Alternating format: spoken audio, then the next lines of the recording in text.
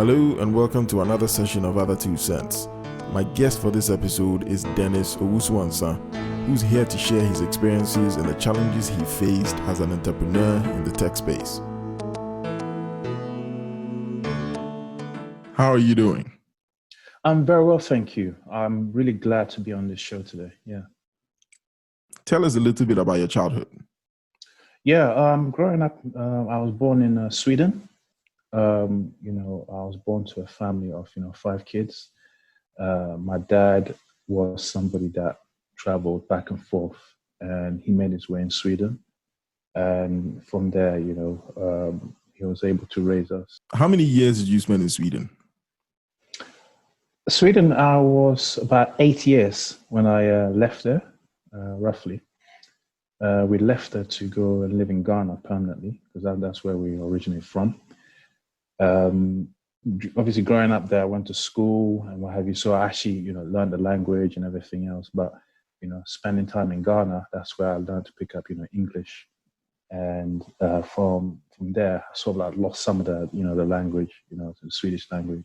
That suggests quite an exotic childhood. Have you completely lost your Swedish linguistic skills? No, I haven't lost. For me, if somebody's speaking Swedish, I can understand them. I can make out what they're saying. But in terms of reciprocating the language and speaking back, that can be sometimes, challenging because I haven't exercised the language for a very long time. Right about this time, you're saying you were in Ghana with your family. Yeah.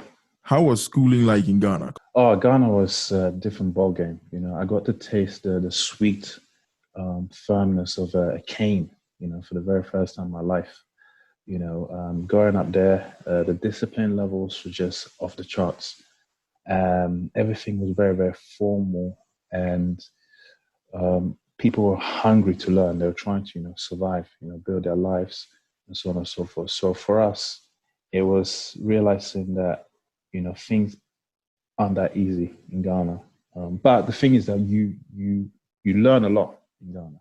So I can identify with that because I grew up in Ghana myself until I was about 16 years old when I left for the UK. Now, let's push on a little bit past these formative years.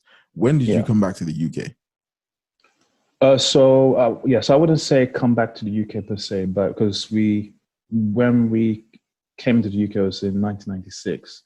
And it was our first time, obviously. Actually, no, it wasn't our first time. It was second time. But this time we came to live permanently in the UK. So it was around about 1996, which would be about maybe 23 years ago. So it was a very, very interesting time. Everything was fresh, new. Ironically, when we were living in Ghana, we were so keen to come back to Europe generally. Because I remember the culture and the mindset at the time was, people that are from, like foreign countries or that have traveled abroad, they have an edge in life and they've got much better access to, I guess, what resources and that kind of stuff. Yes. And I think most people would identify with that. Mm-hmm. It's kind of strange how most of the people who grew up in Ghana have a very strong affinity with the country. And when I say Ghana in this case, I mean all, the diaspora from sub-Saharan African countries. Where we grew up there before migrating to, I guess, Europe and developed countries. Now, at this point, you're back in the UK on a more permanent basis. Yeah. You're presumably back in school. Tell us a little bit about how you progressed up until you started university. So when we arrived and we got settled in the UK,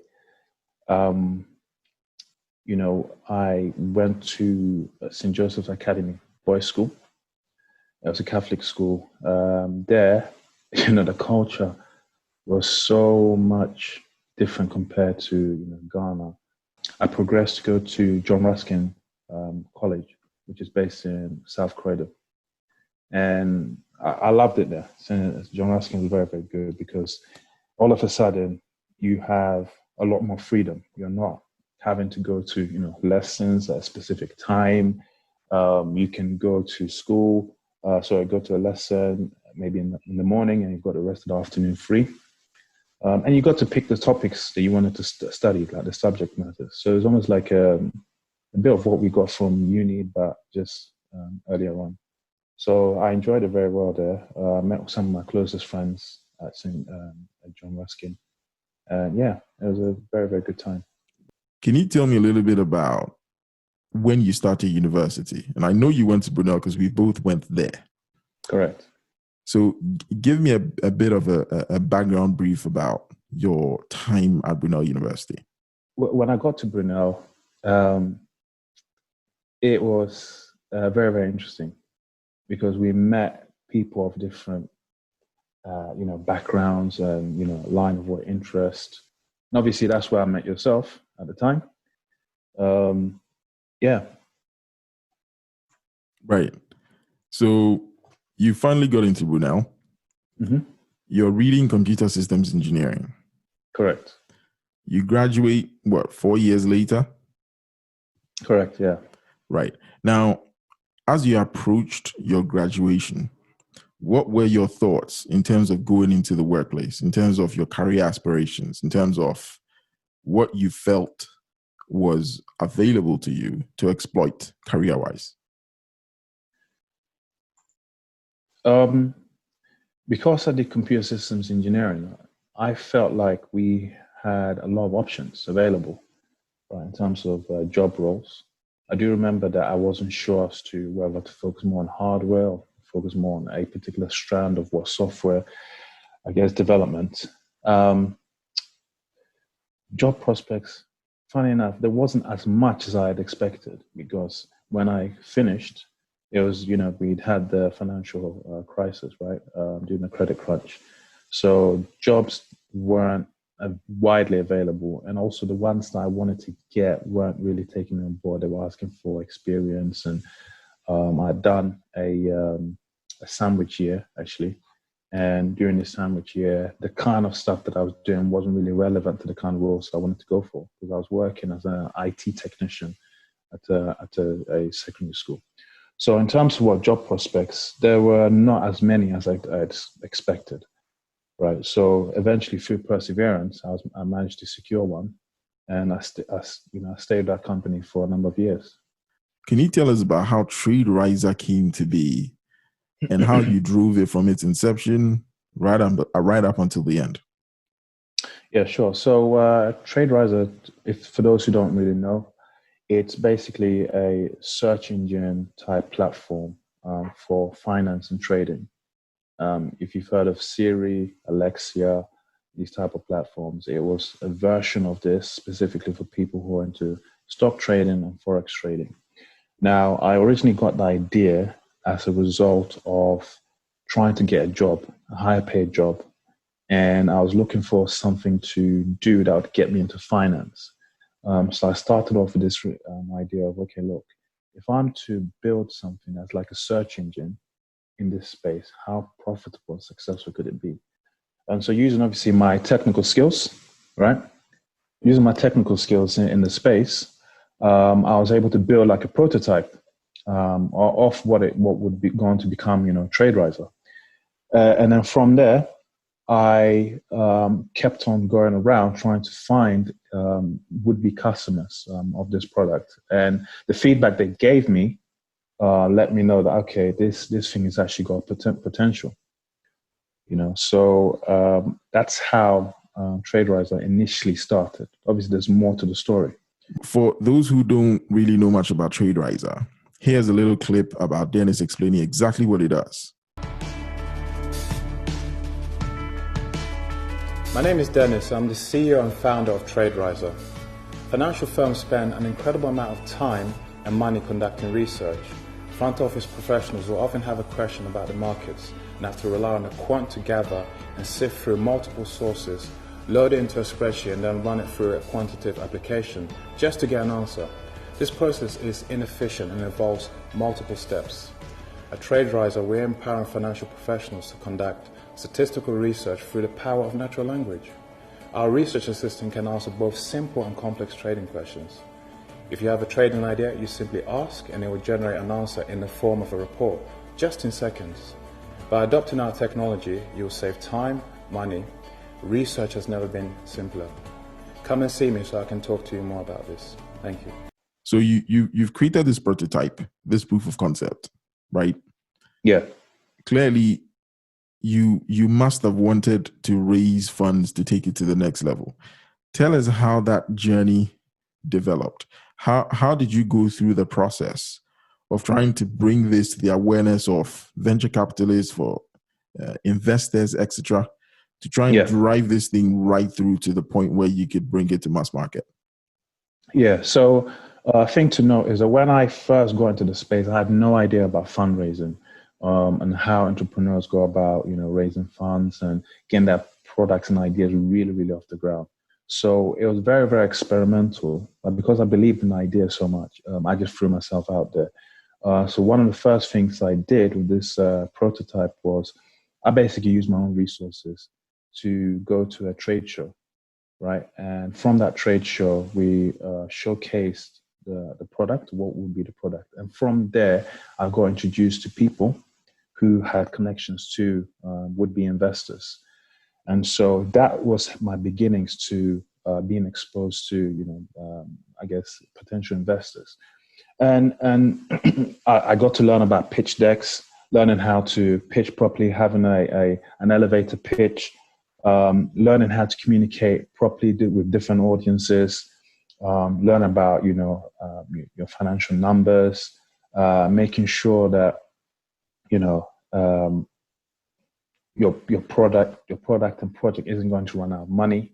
So having gained that knowledge, I went around knocking on several doors. So I was being passed around from, I guess, one investor to the other. The issue that I kept on coming across was because what I was trying to promote and push for was a prototype. It wasn't actually a fully fledged product. They were reluctant to make investments. There was that aspect. And there's that other aspect that I'm a complete unknown. Who am I? Who is this guy? You're coming up with something that's innovative that we haven't seen in this space before. But what is there to say that you're the one who's going to execute on this idea, right? I wasn't the typical Harvard graduate or Silicon Valley superstar. So, and the UK as well isn't really known for its, I guess, pumping out, top class entrepreneurs. And then, worst of all, I don't necessarily fit the typical demographic, and by that I mean, coming from, being black and so on and so forth. So I had all of these things unknowns that I'd imagine that these investors were, thinking at the time. Right. Yeah. Looking back now, is there anything you would have done differently with regards pursuing this dream? Yeah. So looking back, the thing that I probably would have done differently would be I would have maybe hanged on to my, my 9 to 5 just a little bit longer. I still would have quit, right? That's what I would have done. And having understood the importance of what relationships, I would have worked on the relationship forming aspect whilst maintaining my 9 to 5. Okay, because it's all good you're developing a product, right? But the relationship aspect with people, whether it be that investors, be that customers, or just being well connected, needs a lot of attention as well. That in itself is a product in its own right, being able to build those relationships. I would have worked on that very, very heavily. And then eventually quit my job in order to focus on the venture. Right. Yeah. So for anybody who's probably listening and thinking, yes, I want to become, my own boss, I want to be an entrepreneur. You've just highlighted the importance of relationships. How would one typically go about starting to form these relationships? Where would they go? Who would they reach out to? What forums will they, I guess, patronize to be able to start building these relationships? Yeah, so here in the UK, for example, you have meetups where a lot of people tend to go to. They meet up based on a particular topic. So it could be an entrepreneur event. It could be painting. It could be artwork. It could be any particular topical area that you're interested in. They do meetups for. So you can go there and then start handing out business cards and start forming relationships that way. Another approach that you could also take is obviously through emails and connecting with people on LinkedIn. right? One of the tricks I've learned as well is if you, especially if you're approaching a company or an investor, going through their formal routes, such as sending an email to their info email or their sales at something, that just goes straight in the bin. It's a complete waste of time. Focus more on the individual. So if you're able to acquire their email in the legal way, of course, send them an email, send them a note. And sometimes as well, there might be one particular person you're interested in, right?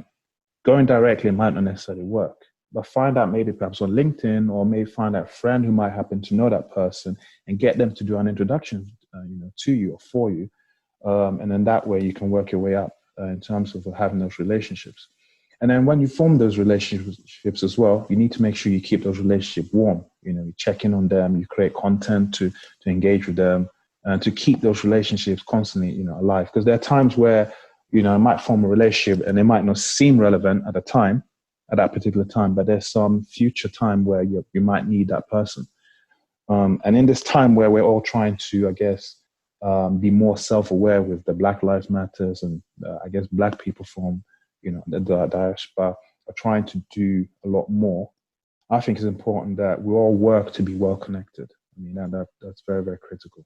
If you look at our immediate relationships, those would be our parents, our brothers and sisters, siblings, cousins, etc.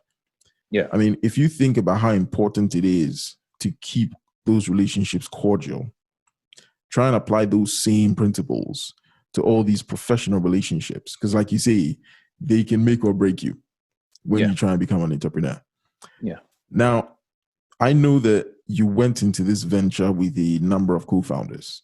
Could you very briefly elaborate on how you came to form this, I guess, partnership, and how that, aided your development of the product? Yeah, sure. So my co-founders is Polly, a friend that I know from university, and Rocky, a friend I know from one of my previous churches. They've always been entrepreneurial as well. But the issue I remember at the time, going back then, was that there weren't many projects that they could get involved in, right? And they tried things themselves anyway. I'd even worked on a project with Polly in the past called Goldatel. And that didn't really materialize to anything. But what they saw in this idea that I had was that I was pushing it really, really hard. And so they saw the attention that it got, and they started believing in the idea as well. And because I was willing to put myself on the line to push the project, they were infused and encouraged as well to get behind it. So they came in from a supporting role perspective, and we continued to build the project together. And over the years, obviously, they've been very, very helpful and very, very supportive, in their contributions to the project. And it helps, because sometimes, you asked me before about, were there times where I was discouraged and down and so on and so forth, When you've got co-founders, they can lift you up, and you do the same with them. They give you a different angle, a different perspective. They can see things that maybe you do not see. And so, and the beauty as well with having co-founders, that if for whatever reason you need to pivot, you can easily pivot with them and rapidly come up with another solution. And you can continue to develop new ideas. And they help to extend your reach as well. And going back to this original point, just by having co-founders, we are almost representing this simple concept which is to have relationships, because with the co-founder, it is a form of a relationship. So, It starts there. Yeah. You've, I guess, come to the natural sort of end in terms of trying to develop Traderiser. You've discovered that it's going to be incredibly difficult to secure funding to drive it further forward. How did it all come to an end, and what did you do afterwards? So it came to a graceful end because we wanted to try other stuff, new ideas, new projects. We had a meeting. I remember actually, we even tried to take the project down the crypto route and not to source funding there. But one of the challenges there was that we weren't quick and rapid enough. That's another thing that people need to learn. Sometimes the opportunities that you need to be very quick and nimble with, right? So we weren't able to raise money through crypto route either. But anyway, So after that, we decided to come together and see what other ways we could,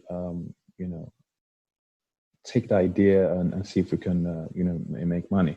Now, remember in the original business plan, we had a plan to build a generic version of Traderiser, right? So we decided to pivot to that, which is to build a generic platform that anybody and everywhere could basically use, right? And then we looked at the difficulty in developing it. We realized actually it's within our grasp. So we decided to pivot and to focus on that instead, as the way forward. And so, this new product and this new idea is looking a lot more promising, right? And so we're using lessons learned from our journey during the Traderiser, development time to basically apply to this new idea and this new project that we've got going. So it's interesting that at least the two of us have had similar experiences, which, if nothing else, says to me that there may well be a whole bunch of other people going through exactly the same process, exactly the same challenges. Yeah. Now, can you tell us a little bit about why this second, venture is way more promising and has every chance of being successful in terms of hitting the mainstream? Yeah, so this new venture, I'll disclose, obviously, it's a company called Metis, right? The product is similar to Traderiser. It's an AI search engine for your data. Now, we know that data is the new oil, as they say. So every organization or individuals have got data everywhere. The question is, how do we mine and how do we utilize that data to our advantage? People want to be able to do this. Companies want to be able to do this. And what we're building is a platform that allows everybody to be able to gain insights into their data. Same way that they run off to Google to do a search on, how can I find the best type of clothing in South Africa or something like that. We easily run to Google to do a search. So we believe and know from our studies that people want to know more about their data. We believe it's a much better, route because the barriers to entry is lower. We are able to target small to medium-sized businesses, and we're able to offer this platform at a much cheaper rate, perhaps, than our competitors. And one of the things I would like to even more mention is that, even amongst us as Black and ethnic community, we've got lots of small to medium-sized businesses. There's no reason why, they couldn't use this platform to gain insights into their own circumstances and what they're doing. So I feel as if it's a much lower hanging fruit and less politics. I could even go as far as saying that as we are right now, we don't need funding. We're not dependent on funding, but we just want to push for the customers to use our product and to gain the benefits that it promises to give them. Can you tell us a little bit about what extracurricular activities you tend to be into nowadays to, not necessarily supplement, but to keep you balanced and rounded in terms of day-to-day life? Yeah, sure. So, the life of an entrepreneur is grueling. You're constantly working. But for me, during my downtime, I like to spend time, playing football, going to the gym. I like to spend time on the phone, talking to, friends and family. I'm a great fan of Netflix, watching movies. And I spend a lot of time on YouTube as well, which is crazy.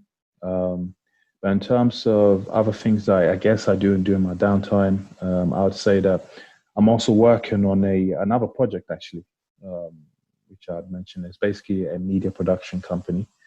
Focusing on documentaries and animated films. That's something I'm doing in the works. It's a slow cook project that I'm working on, in my spare time, that I enjoy very much. So yeah, and also another thing I spend my time doing as well is, supporting other entrepreneurs, by encouraging them and letting them see, the woods from the trees and trying to connect people, where possible, Right. So yeah. all of which are very noble things, particularly the supporting of other entrepreneurs, given your level of knowledge, expertise, and experience. Yeah. So good on you for that. Now, at this point, what general advice would you give any entrepreneur who's currently about to go to uni or perhaps just coming out of uni, looking to become an entrepreneur themselves in the tech space? What general advice would you give to anybody in that situation? Yeah, so anybody going to university around about this time, looking to get into space, I'd say that they need to, first of all, going back to my original point, build the relationships. Build those relationships. Because even for myself and even for yourself, right, we had a relationship with, our university professor. That was good. That helped to open some doors and so on and so forth. So build those relationships, connect with as many of your peers as possible, and connect with your university professors. Having done that, try and lean in and try and encourage and push as many of your aunties and uncles, people from our background in particular as well. We have a religious background. A lot of people from our background tend to go to church and so on and so forth. Actually, I might be veering off course, right? But one of the things I'd say for those leaders and people within those church communities, is let's not always focus on the church only and trying to build up the church in terms of buying a new church building, chairs and so on and so forth. Let's sometimes set money aside and take our money and reinvest within the entrepreneurs and people within our community. We're not short of money. I mean, you see this every Sunday when they give an offering and so on and so forth. So we can actually help to support ourselves. And sometimes that's what that individual entrepreneur might need, just a little bit of money just to allow their app or product or idea, be able to go to the market. It makes a world of difference. We need to become more self-sufficient as a community. So I'd encourage the entrepreneur to do that, to definitely connect, network a lot. And for people that who are not entrepreneurs, who don't be discouraged. Don't get into this habit of, okay, I need to finish university, get a job, get married and have kids and then be stuck in that loop. I mean, if we as a people want to progress and do great things and be impactful, we can't follow the same routine and expect things to change. We have to take risks. The higher the risk, the higher the reward. We have to take risks. Sometimes you take the risk and it doesn't work out. It's not the end of the world. A lot of the people that we're communicating with right now, they will typically have either a flat or a house they live in, mom or dad or so on and so forth. It's not the end of the world. You're not going to die. You're not going to, lose your house or your mortgage or any of that kind of stuff. Take calculated risk. Don't just be, a lawyer, doctor, and engineer, and then call it a day. And then we want the world to be different and change. If you look at other communities, they're doing this, they're taking these risks, and that's where they're able to progress. You know what I mean? So be entrepreneurial, build the networks, build the links, and we'll make progress. Right. So what are your future plans, Dennis? Yeah, so in terms of my future plans, I want to see Metis, which is obviously the new project and idea. I want to see it to fruition. Do stay tuned. The media production company and the ideas that we have there is going to be revolutionary as well. You're going to love it. We're going to be touching on topics that are specific to our community as well. And yeah, you'll see me around. I'm going to be making all the noise there is, because I want to be impactful. I want my life to count. To be able to add value to people in general. So yeah, do stay tuned. And I like to help. I like to be a blessing, as we call it, but not from a distance or not in theory, in practice. So yeah, do stay tuned, and yeah, big things are going to come. So Dennis, thank you very much for taking the time to join this podcast.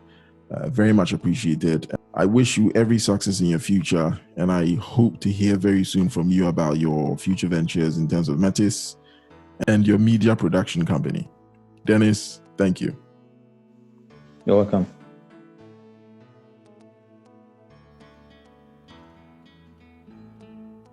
So Dennis, one thing I'd like your thoughts on are your experiences in the corporate world.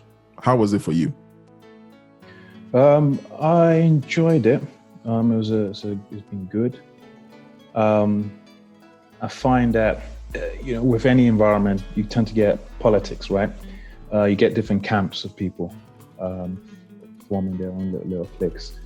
Ironically, I found that the ethnics tend to hang around one group, and obviously the Caucasians hang around their own little group, and they weren't too keen on people who were jumping from group to group in the corporate world, because it made other groups feel as if you're leaking information between the various groups, and so it's one of those funny things.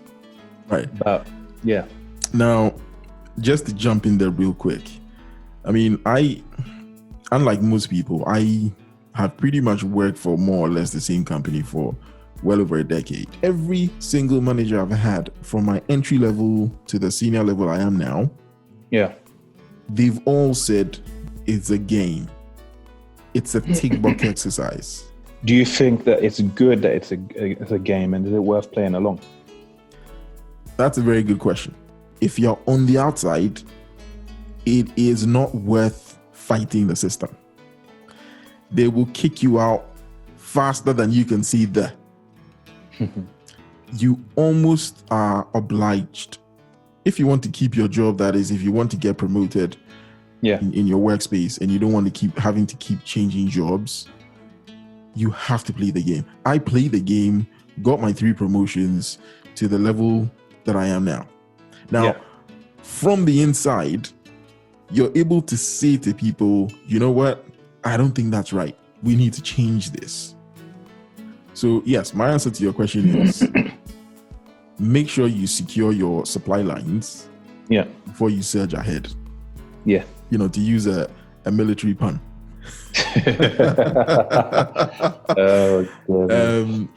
Absolutely. Yeah. And the other thing I'll say to anybody who's about to get into the corporate world is this. Whilst it is frustrating, you don't want to be labeled as a troublemaker. There are ways in getting things done. Mm-hmm. So you definitely want to be an instrument for change, but you have to play the very game the Brits in particular are very good at, which is diplomacy. My understanding of the British culture as of now is they're very good at telling you what you want to hear and keeping exactly what it is that they are thinking to themselves. Yeah. They didn't get to rule over nearly 3/4 of the world by not being very good diplomats. Bear that in mind.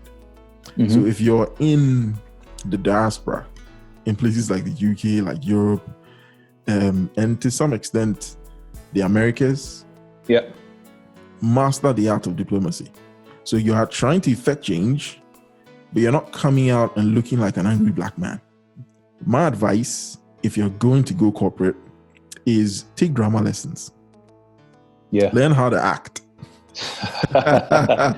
Because oh my God, those skills you learn, and it's literally down to your self-confidence, how you project yourself, how you're able to sell a charade to a watching audience and making them believe exactly what they're seeing is more or less true is so important.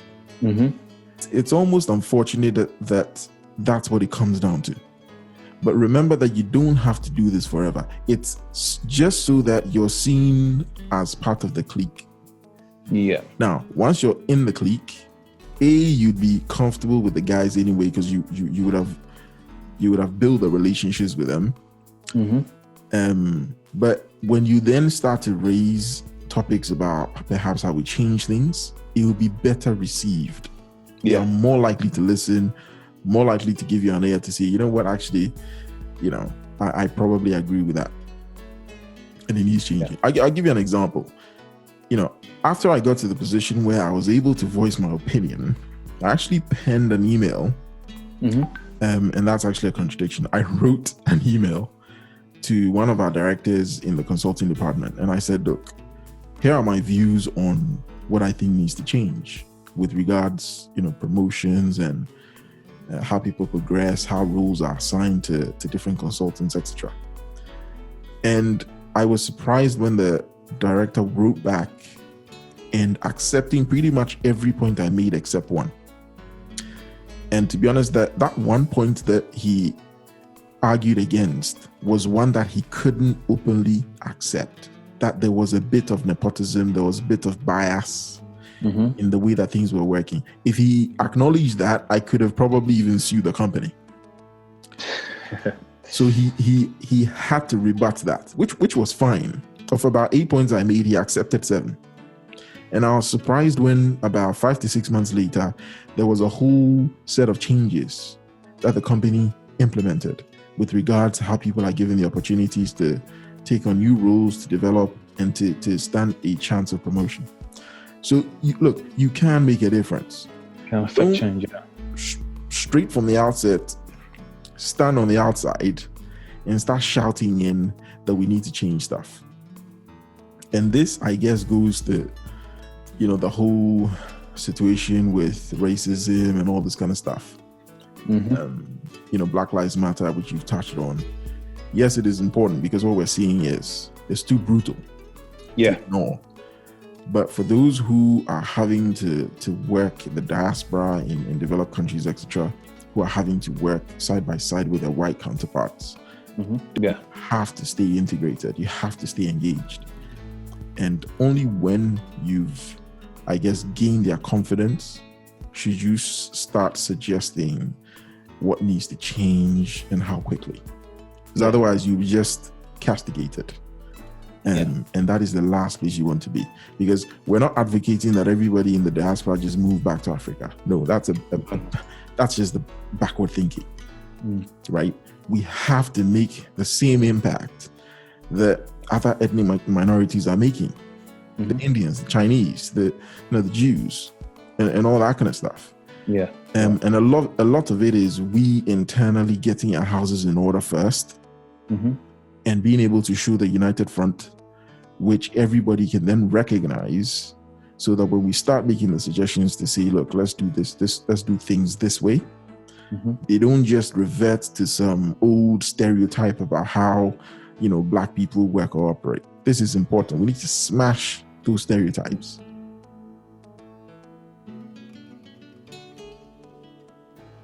So going back to what you mentioned, where the Church of England is actually, they've got a national investment fund, to invest in projects and so on and so on.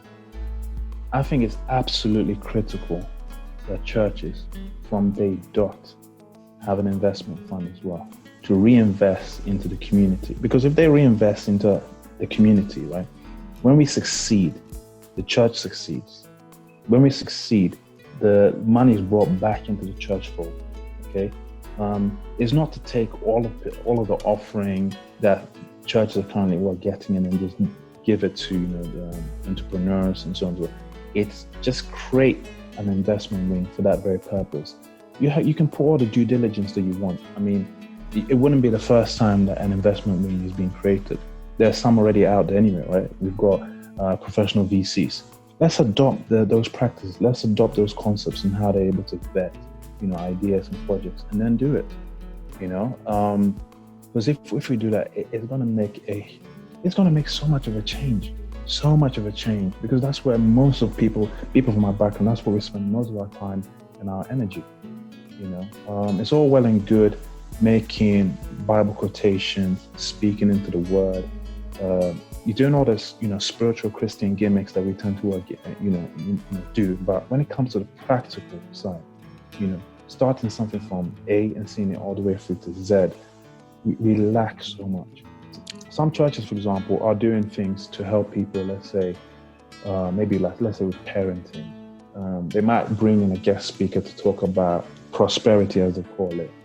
But all that prosperity teaching and preaching, we can put that to the side. It's very controversial. Let's be more practical, bringing people. I think even in some churches, for example, I remember when there was AIDS pandemic and all these other things, let's say, trying to get different communities to adhere to certain health standards. They'll invite guest speakers and people from other communities to come and speak within the church. But when it comes to the financial side of things, we are lacking so much. It's our Achilles heel. That's where we're lack, you know. And there's just too much fraud going on and so on and so forth. So I think that if churches can really adapt this aspect and then provide visibility and transparency as well, you know, for the community, we'll do very well. It's going to make a huge difference. We're going to see new Elon Musk, as we call it, Black Elon Musk, Asian Elon Musk, Hispanic Elon Musk. You know, it will make a huge difference. Right. Yeah. My suggestion actually would be that the likes of you and me are the ones that need to start spreading the word.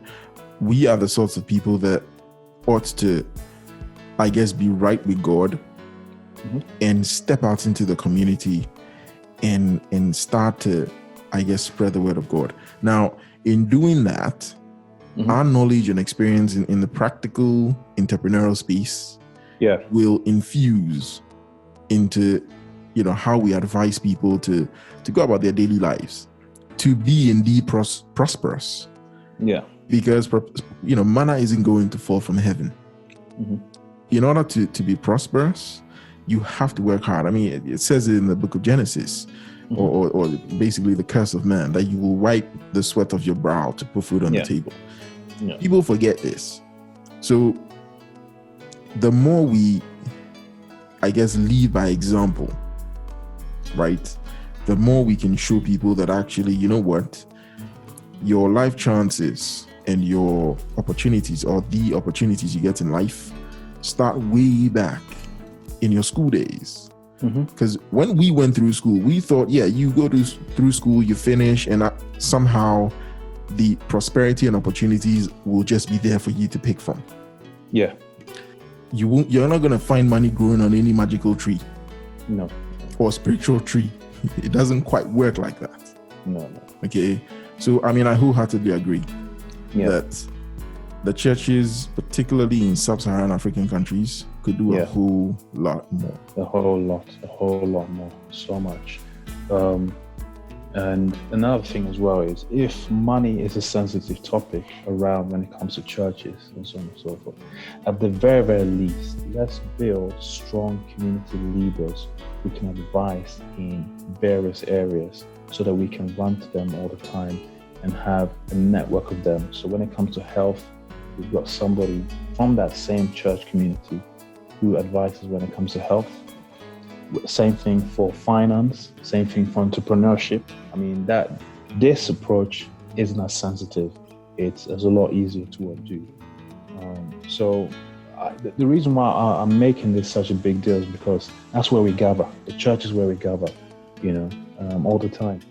Our people, we love that. You know? So I heard the previous podcast, and I think you mentioned that, you know, Black people, we love funerals or something like that. I think somebody mentioned.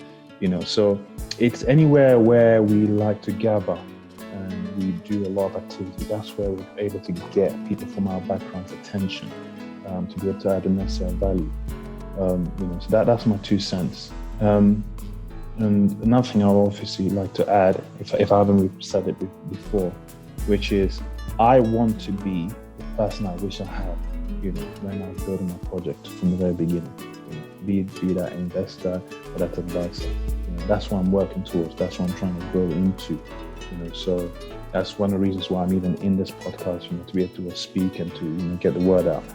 And I would also say that, you know, let's start little and then we can grow it. You know, let's start little and then we can take it somewhere. You know? Yeah.